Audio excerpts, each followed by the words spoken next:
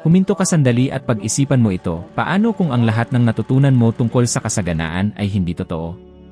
Paano kung ang tunay na lihim ng kayamanan ay nasa harap lang ng ating mga mata, ngunit kakaunting bahagi lamang ng sangkatauhan ang may tapang na isabuhay ito?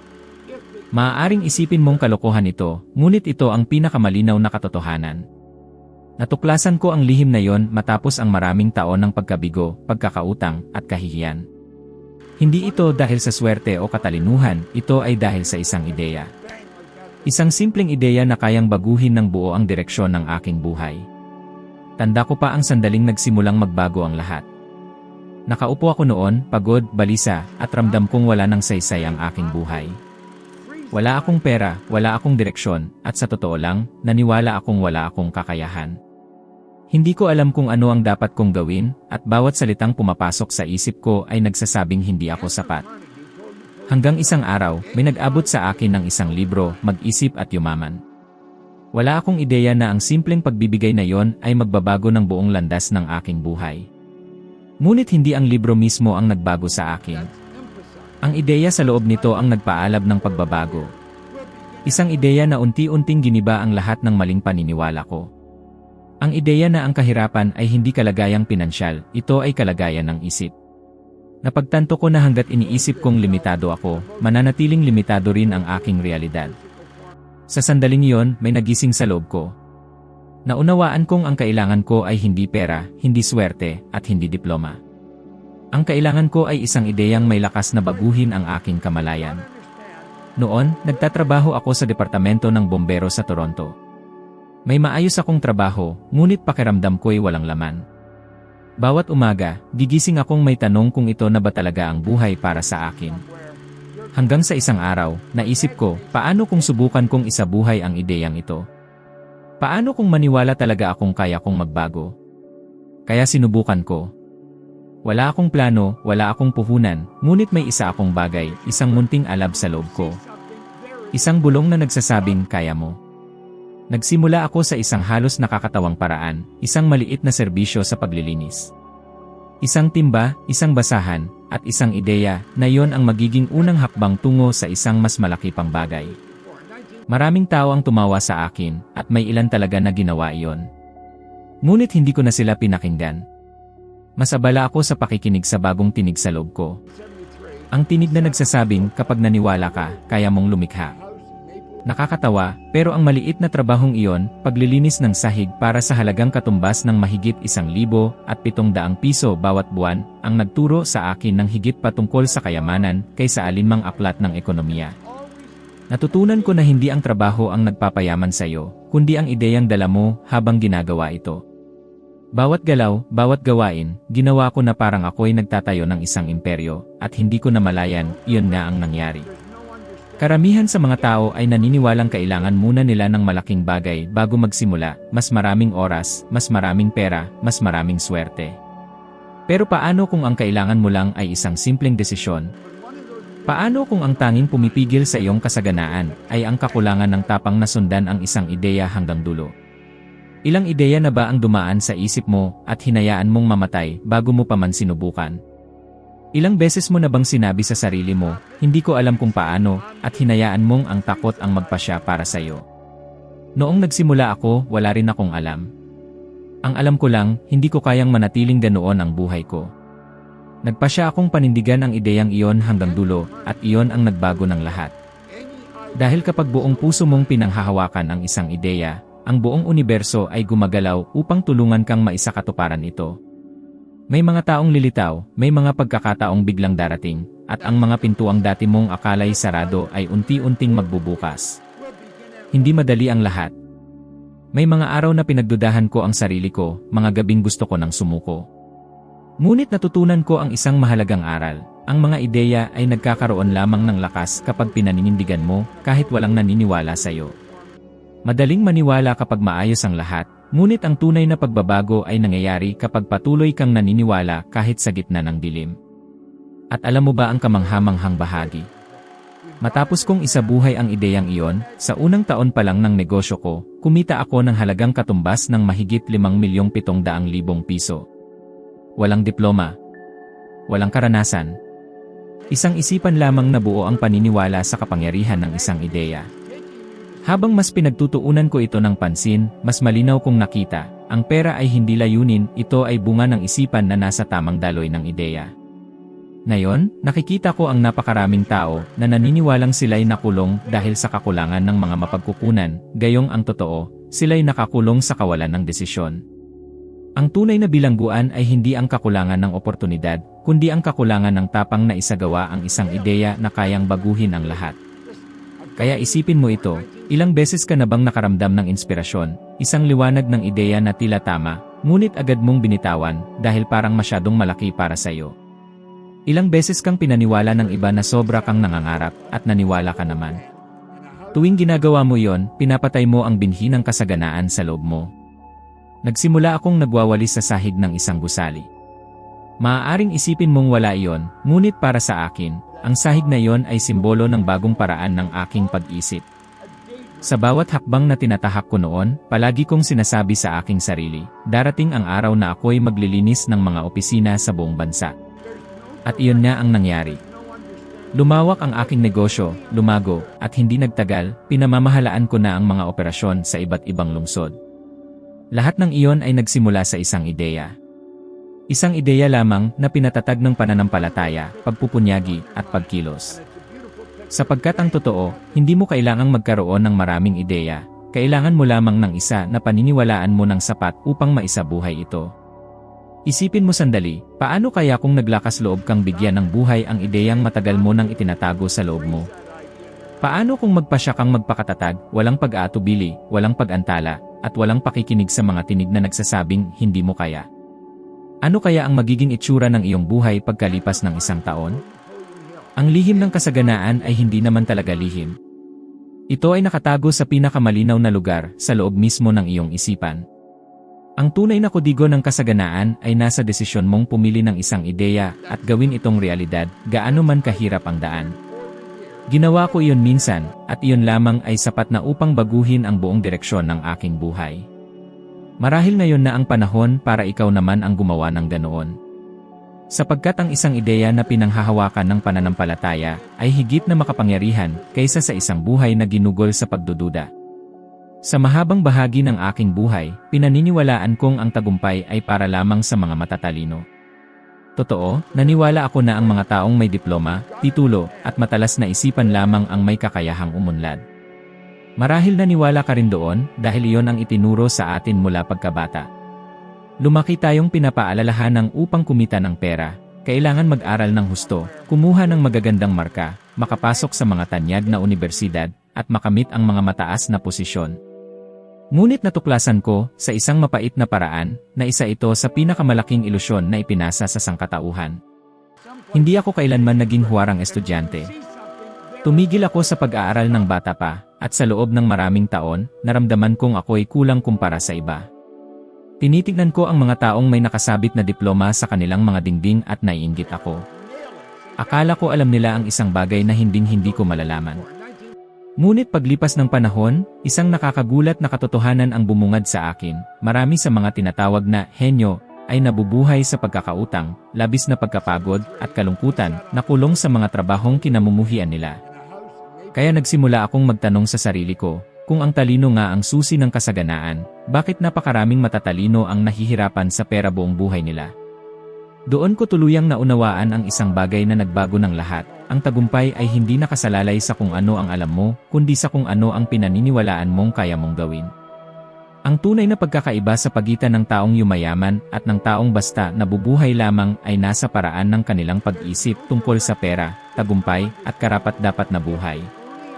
Hindi ko kailangang dagdagan ang aking kaalaman, kailangan ko lamang baguhin ang aking kamalayan. Nang tuluyan kong maunawaan yon, parang may tabing na nahulog sa aking mga mata. Napagtanto kong ginagabayan ako ng mga paniniwalang hindi naman talaga akin, mga paniniwalang minana ko mula sa mga guro, kaibigan, at pamilya. Mabubuting tao silang lahat, ngunit hindi pa nila nakamit ang hinahangad kong marating. Naniwala sila na ang pagtatrabaho ng todo ang tanging daan, nakakaunti lamang ang pera sa mundo, at na ang pagiging mayaman ay para lamang sa ilan. Hindi ko namalayan na hinayaan kong ang mga ideyang iyon ang magtakda ng direksyon ng aking kapalaran. Subalit narito ang katotohanan, hindi pisikal na pagsisikap ang lumilikha ng kayamanan, kundi ang antas ng kamalayang dala mo habang nagtatrabaho. Nakakita na ako ng mga karaniwang tao na halos walang formal na edukasyon na nakapagpatayo ng malalaking negosyo.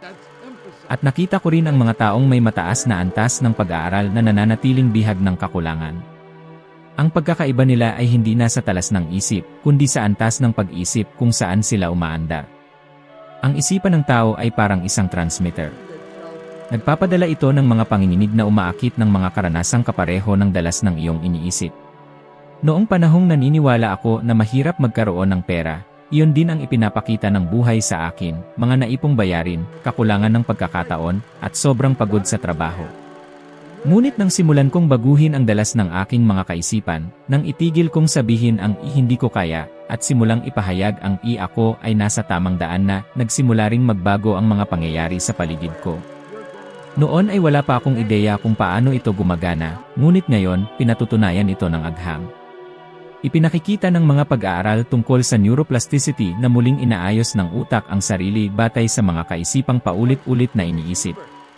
Ibig sabihin, habang mas madalas mong isipin na ang isang bagay ay imposible, lalo mong pinatitibay sa iyong utak ang kawalang-muwang na yon. Ang iyong isip ay parang isang magnetong humihigop ng mga sitwasyong nagpapatunay sa kung ano ang pinaniniwalaan mo. Naalala ko ang isang pagkakataon nang maimbitahan akong magbigay ng talumpati sa isang kumpanya. Isang ehekutibo, matalino at punang karangalan, ang nagsabi sa akin, "Bob, alam ko ang lahat tungkol sa tagumpay, ngunit hindi ko ito maipatupad." Sa sandaling iyon, napagtanto ko, siya mismo ang buhay na patunay na ang kaalaman, kung wala ang tamang kaisipan, ay walang saysay. Ang katalinuhan ay nag-imbak lamang ng impormasyon. Ngunit ang isip sa ilalim ng kamalayan ang siyang nagdidikta ng pag-ugali. Kaya't maraming tao ang alam kung ano ang dapat nilang gawin, ngunit hindi nila ito magawa. Alam nilang dapat mag-ipon, mag-invest, magbago ng ugali, ngunit may isang bahagi sa loob nila na pumipigil sa anumang pagsubok na umunlad. Ang bahaging iyon ay ang lumang programa ng kanilang kaisipan. Parang sinusubukan mong mag-install ng bagong programa sa isang computer na puno ng mga virus, walang gagana hanggat hindi mo nililinis ang sistema. Ganoon mismo ang ginawa ko sa sarili ko. Sinimulan kong alisin ang mga lumang paniniwala, binura ko ang ideya na ang katalinuhan ang sukatan ng tagumpay. Tumigil akong ihambing ang sarili ko sa iba, at nagsimulang ituon ang pansin sa kung sino ang nagiging ako. Dahil hindi ang alam mo ang tunay na nagbabago ng iyong buhay, kundi kung sino ang pinipili mong maging. At nang tuluyang dumikit sa loob ko ang katotohanan iyon, biglang nag-iba ang daloy ng lahat. Ang pera ay nagsimulang lumitaw mula sa mga lugar na hindi ko inaasahan. Ang mga pagkakataong dati ay hindi ko man lang napapansin, ay biglang nagbukas sa harap ko. Nasa isang lungsod pa rin ako, sa parehong mundo, kasama ang parehong mga tao, pero ang nagbago ay ang paraan ng aking pag-isip. Marami pa ring naniniwala na kailangan muna nilang matuto ng higit bago kumilos. Ngunit hindi nila nauunawaan na ang tunay na pagkatuto ay nagsisimula lamang pagkatapos ng pagkilos. Natututo ka kapag kumikilos ka. Ang tagumpay ay hindi nangangailangan ng pagiging perpekto, nangangailangan ito ng pasya. Hindi ako ang pinakamatalino sa silid, malayo doon, pero ako ang pinakapaniniwala. At maniwala ka, hindi ginagantimpalaan ng mundo ang pinakamaraming alam, kundi ang may lakas ng loob na gamitin ang kaunting alam niya ng may pananampalataya at pagiging tuloy-tuloy. Isipin mo ito, ilang magagaling na tao na kilala mo ang hindi kailanman gumawa ng kahit ano sa talento nila. Ilan ang may kamangha-manghang mga ideya pero patuloy na naghihintay sa tamang sandali bago kumilos. Samantala, may iba na mas kulang sa paghahanda, ngunit nakukuha ang lahat dahil pinili nilang maniwala bago pa man nila makita. Ganyan talaga gumagana ang buhay. Hindi mo kailangang maunawaan ang buong daan, kailangan mo lang gawin ang unang hakbang ng may paniniwala. Ang maling akala tungkol sa katalinuhan ay isa sa pinakamalalaking bitag na nagpapanatili sa tao sa kakulangan. Sapagkat habang naniniwala silang hindi pa sila sapat para magsimula, nananatili silang nakahinto. At dumaraan ang oras. Dumaraan ang buhay. Dumaraan ang pagkakataon. At sila'y patuloy na nag-aaral, nagpaplano, naghihintay, ngunit kailanman ay hindi kumikilos. Natutunan ko na hindi ginagantimpalaan ng buhay ang mga naghihintay, ginagantimpalaan nito ang mga naniniwalang sapat upang kumilos ngayon. Ang pagkakaiba ng taong nangangarap at ng taong tumutupad ay isa lamang. Ang una ay nag-isip, ang pangalawa ay nagpapasya. At marahil ito ang pinakasimple, ngunit pinakamakapangyarihang katotohanan sa lahat. Ang kasaganaan ay hindi tungkol sa katalinuhan, ito ay tungkol sa pasya. Kapag pinili mong magbago, lumikha, at maging ibang tao, ang iyong isipan ay nagsisimulang kumilos para sa iyo. At tumutugon ang sansinukob. Sapagkat hindi ito tumutugon sa iyong mga nais, kundi sa iyong mga pinaniniwalaan. Ganyan ang nangyari sa akin. At ganyan din ito sa lahat. Ang tanong ay, ano ang pinaniniwalaan mong posible para sa iyong buhay ngayon? Sa loob ng mahabang panahon, nabuhay ako sa isang selda na hindi nakikita. Walang mga rehas, walang mga pader, takot lang. Takot sa iniisip ng iba, takot na mabigo, takot na magmukhang hangal. Hindi sumisigaw ang takot na yon, kundi bumubulong. At dahil dito, napakapanganib nito. Sapagkat kapag pabulong nagsasalita ang takot, hindi mo napapansin na hawak ka na nito. Unti-unti ka na lang umatras, pinapaliit ang mga pangarap mo, itinatago kung sino ka talaga. Iyan mismo ang ginawa ko sa loob ng maraming taon. Nagtatrabaho ako, nagsisikap, ngunit sa kaibuturan, alam kong hindi ko pa rin nabubuhay ang buhay na gusto ko. Sinusubukan kong umayon sa inaasahan ng iba. Pinipilit kong maging kung ano ang gusto nilang makita, hindi kung sino talaga ako. Hanggang sa isang araw, sa isang pagtitipon, narinig ko ang isang pangungusap na tumama sa dibdib ko na parang palaso. Kung nais mong maging malaya, kailangan mong maging ikaw mismo. Binago ng mga salitang iyon ang lahat. Tinamaan ako sa paraang hindi ko kayang ipagsawalang bahala. Sa sandaling iyon, napagtanto kong buong buhay ko pala ay ginugol ko sa pagtatangkang pasayahin ang mundo, at sa prosesong iyon, nakalimutan ko ang sarili ko. Naalala ko ng malinaw ang gabing iyon. Umuwi ako at nanahimik. Tumingin ako sa salamin at tinanong ang sarili ko, sino ka talaga? At hindi ko alam ang isasagot. Masakit mapagtanto na napakatagal ko nang nabubuhay para lang tanggapin ng iba, kaya't nakalimutan ko na kung ano ang tunay na nagpapaligaya sa akin. Ang kalayaang hinahanap ko ay hindi pala nasa labas, kundi nasa pagtanggap sa kung sino talaga ako, kahit pa ibig sabihin nito ay may mga taong madidismaya. Ilang beses mo na bang naramdaman yon? Ilang beses mo nang hindi sinubukan ang isang bagay dahil sa takot na husgahan ka? Ilang ideya na ang pinatay mo bago pa man isilang dahil baka pagtawanan ng iba? Karamihan sa mga tao ay nabubuhay ng ganoon, iniiwasan ang paghuhusga, pilit na umaangkop sa mga pamantayang walang saysay. Ngunit ang mabuhay upang pasayahin ang iba ay isa sa pinakamaselang anyo ng pagkakakulong. Isang selda itong may komportableng unan, ngunit selda pa rin. Nabuhay din ako sa loob ng ganitong selda. Madalas kong sabihin ang kahit gusto kong sabihin ang hindi. Tinanggap ko ang mas kaunti kaysa sa nararapat, basta't manatiling payapa ang paligid. At sa bawat pag-urong ko, may nawawala sa aking bahagi. Hanggang sa dumating ang araw na napagtanto kong wala nang mas mahal kaysa mabuhay sa buhay na hindi mo naman sarili. Ang pagiging totoo sa sarili ay nangangailangan ng tapang. At ang tapang ay hindi kawalan ng takot, ito ay ang pagkilos kahit may takot. Kinailangan kong harapin ang takot kong magkamali, ang takot kong makadismaya, ang takot kong mahusgahan. At nang simulan kong gawin yon, may kamangha-manghang bagay na nangyari, mas lalo akong iginalang ng mga tao. Sapagkat kapag ipinapakita mo ang tunay mong sarili, nagiging magnetiko ka. Ang pagiging totoo ay nakaakit. Ang tapang ay nagbibigay inspirasyon. Ngunit siyempre, ang takot ay hindi nawawala agad sa magdamag. Lumilitaw ito tuwing sinusubukan mong gumawa ng bagong hakbang, kapag naiisip mong magpalit ng karera, kapag nais mong magsimula ng negosyo, o kapag gusto mong ipakita ang isang ideya. Nagsisimulang gumawa ng mga dahilan ng isipan, hindi pa ito ang tamang oras, kulang ka sa kakayahan, iisipin nilang nababaliw ka. At karamihan ay naniniwala sa mga kaisipang iyon. Ngunit ang sikreto ay maunawaan na ang takot ay isang pagsubok lamang. Dumadating ito upang tingnan kung talagang gusto mo ang sinasabi mong gusto mo. Maraming beses kong kinaharap ang ganitong pagsubok. Noong una akong nagsimulang magsalita sa harap ng publiko, nilamon ako ng takot. Nanginig ako, nauutal, pinagpawisan. Ngunit may boses sa loob ko na nagsasabing, magpatuloy ka. Kaya yon ang ginawa ko. Nagpatuloy ako kahit natatakot. Bawat talumpati ay parang isang digmaan sa pagitan ng kung sino ako noon at ng taong gusto kong maging. Unti-unti kong nasimulang magtagumpay.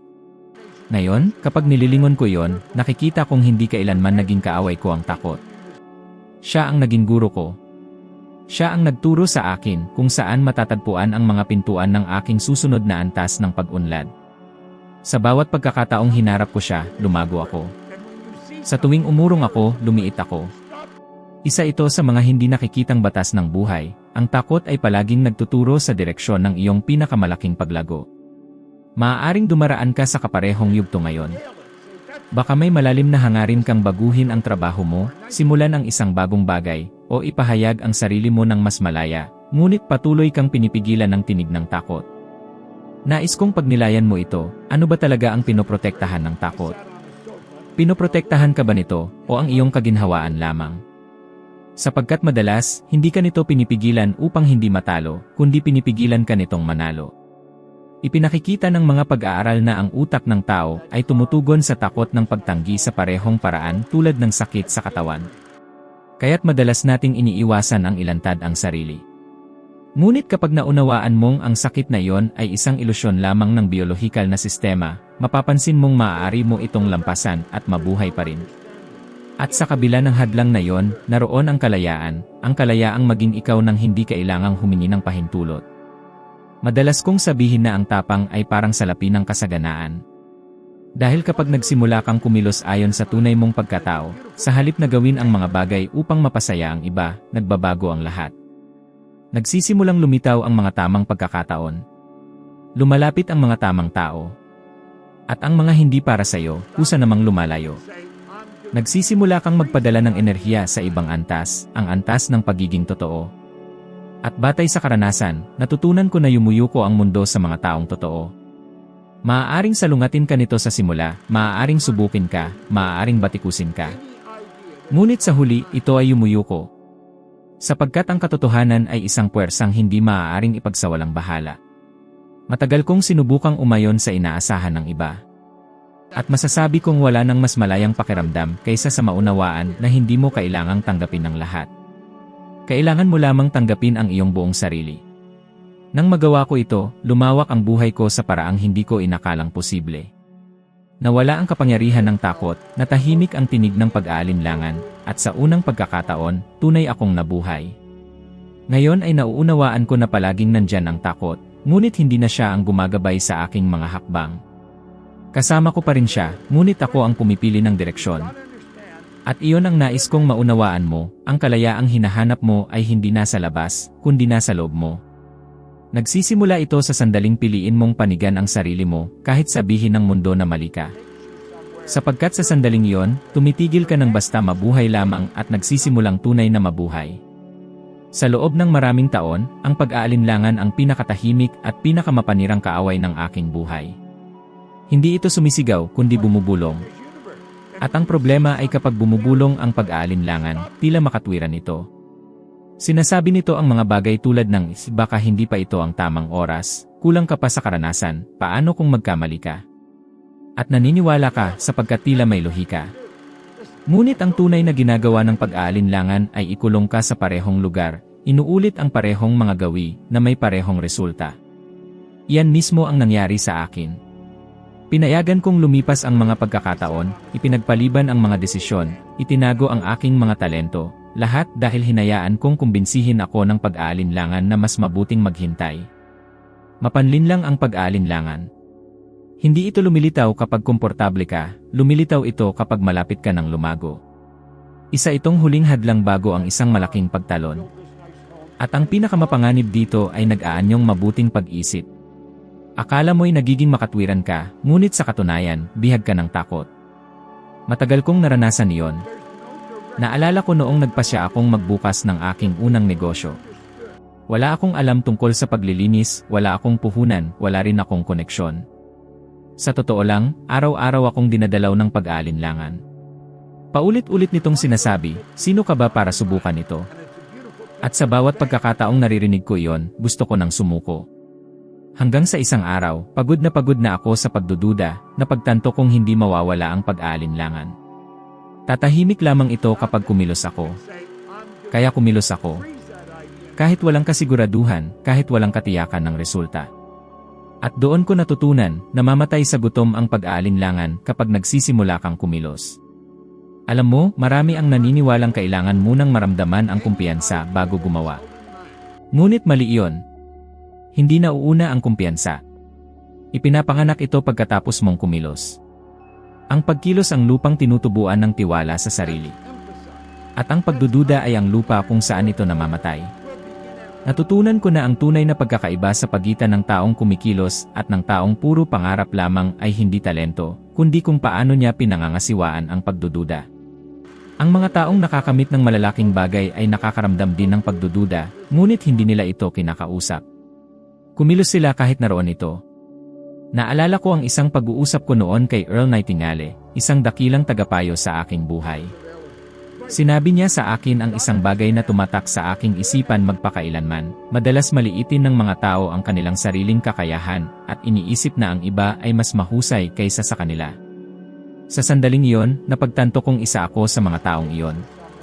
Lagi kong inilalagay ang sarili ko sa ilalim ng iba. Iniisip kong mas matalino, mas maswerte, at mas magaling ang lahat kaysa sa akin. At habang lalo kong pinaniniwalaan iyon, mas lumalakas ang pagdududa sa loob ko.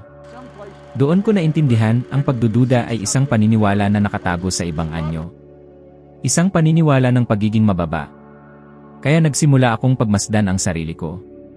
Napansin kong lumilitaw ang pagdududa tuwing ako ay naghahambing. At ito ang dahilan kung bakit nasisira ang maraming tao ngayon. Tinitignan nila ang social media, nakikita nilang umuunlad ang iba, at iniisip nila, hindi ako katulad nila. Ngunit walang nagpapakita ng proseso, puro resulta lang. Doon nagsisimula ang ilusyon ng isip na ikaw ay mas kaunti. Ang tuloy-tuloy na paghahambing na ito ang nagpapakain sa pagdududa at pumapatay sa pananampalataya. Pinatutunayan ito ng agham. Ayon sa mga pag-aaral, ang utak ng tao ay tumutugon sa kawalang katiyakan na parang may tunay na panganib. Sinusubukan nitong protektahan ka, panatilihin ka sa kung ano ang pamilyar. Ngunit ang pamilyar ay lupa ng kawalang pagdalaw. Kapag palagi mong pinipili ang ligtas na daan, pinipili mong hindi mo namamalayan ang pagiging karaniwan. Sapagkat ang paglago ay nangyayari lamang kapag nalampasan mo ang hangganan ng kaginhawaan.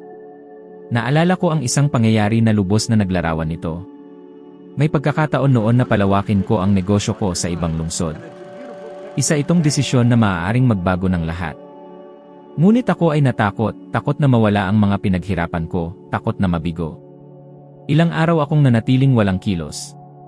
Hanggang isang gabi, tumingin ako sa salamin at napagtanto kong nililinlang na naman ako ng pagdududa.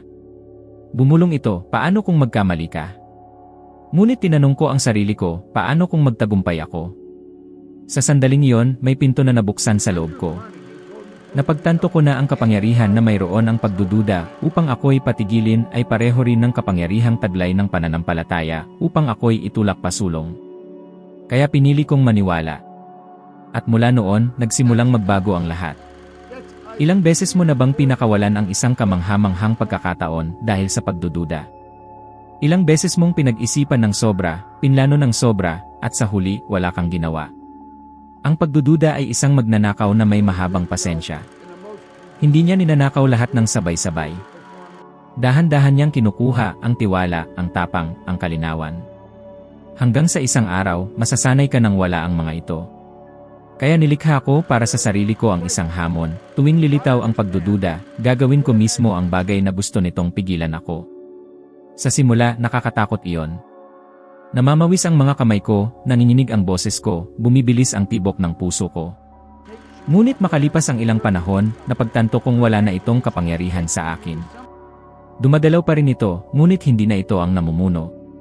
At iyan ang gusto kong maunawaan mo, ang pagdududa ay hindi kailanman lubos na mawawala. Laging susubukan nitong bumalik sa tuwing ikaw ay malapit ng lumago. Ngunit ikaw ang may kakayahang pumili kung pakikinggan mo ito o hindi. Sapagkat tuwing kumikilos ka kahit natatakot ka, pinahihina mo ang kontrol ng pagdududa sa iyong isipan. Subukan mo ito. Sa susunod na 7 araw, pumili ka ng isang bagay na matagal mo nang iniiwasan dahil sa takot. Maaaring ito ay isang simpleng bagay, magsimula ng pag-uusap, magpadala ng panukala, o gumawa ng hakbang tungo sa isang matagal mo ng pangarap. Gawin mo ito kahit tumitibok ng mabilis ang puso mo. Gawin mo kahit nanginginig ka. Sapagkat sa sandaling tumawid ka sa linya ng pagdududa, may nagigising sa loob mo. Mapapansin mong kaya mo pala mula pa noon. Nalaman ko na ang pagdududa ay parang ulap ng hamog. Mukhang makapal at nakakatakot, ngunit kapag ginawa mo ang unang hakbang, mauunawaan mong isa lang pala itong ilusyon. Ang daan ay nariyan na, naghihintay lang sa iyong desisyon. Iyan ang malinaw na hangganan sa pagitan ng taong binabago ang kanyang buhay at ng taong nananatiling nakatigil. Tahimik na sumisira ang pagdududa, ngunit ang pagkilos ay agad na nagpapagaling. At ngayon, matapos ang napakaraming taon, masasabi kong may buong paniniwala, ang pagdududa ang pinakadelikadong magnanakaw na umiiral. Hindi lang nito inaagaw ang iyong mga pangarap, kundi pati ang iyong kinabukasan. At ang tanging lunas laban dito ay ang pagkilos. Kapag kumilos ka, nawawala ang tinig ng takot, humihina ang kapangyarihan ng pagdududa, at doon nagsisimulang mangyari ang buhay. Lahat ng narinig mo hanggang ngayon ay maaaring ibuod sa isang katotohanan, nagiging ikaw ang iyong inuulit. Ang mga salitang pinipili mo, ang mga ideyang pinanghahawakan mo, at ang mga kaisipang pinapakain mo sa sarili mo, lahat ng ito ay humuhubog, sa mismong sandaling ito, sa taong nagiging ikaw. Ang kasaganaan ay hindi dumarating mula sa labas, sumisibol ito sa loob, kapag inuulit mo ang tamang katotohanan hanggang sa tuluyan nitong mapalitan ang bawat pagdududa at bawat limitasyong pumigil sa iyo hanggang ngayon. Kaya manatili kang kasama ko.